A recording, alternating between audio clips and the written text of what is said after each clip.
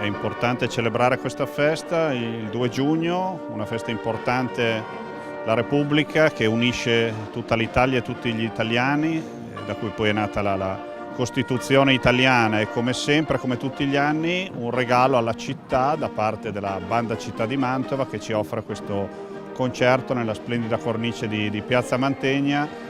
È anche un'occasione importante perché la città ringrazia l'attività della propria banda cittadina. La Banda Città di Mantova compie 35 anni di attività, è stata anche edita una pubblicazione recentemente, quindi credo sia giusto anche da parte della città ricordare con affetto la propria banda cittadina, che tutti gli anni ci regala questo importante concerto.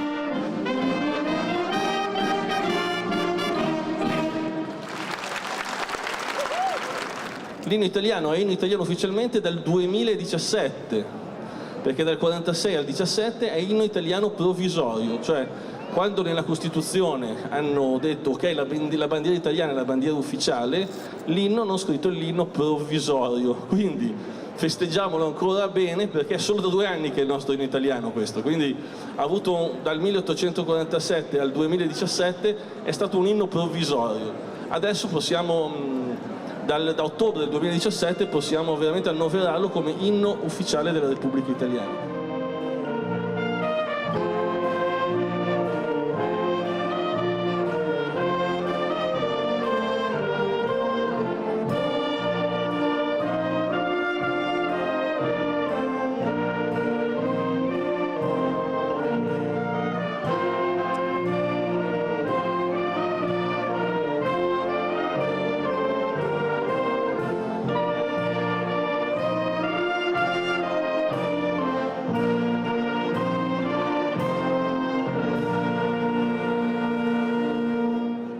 Noi innanzitutto, visto che è la festa della Repubblica, faremo omaggio alla cittadinanza dell'inno italiano e dell'inno europeo, che sono gli inni fondamentali, e poi faremo un repertorio che portiamo avanti ormai da anni, che riguarda la musica leggera italiana, la musica leggera straniera, la black music. Abbiamo una cantante bravissima di Padova che si chiama Tiziana Guerra, è la prima volta che canterà con noi e speriamo di fare un bel successo. Strange, his shadows take me home.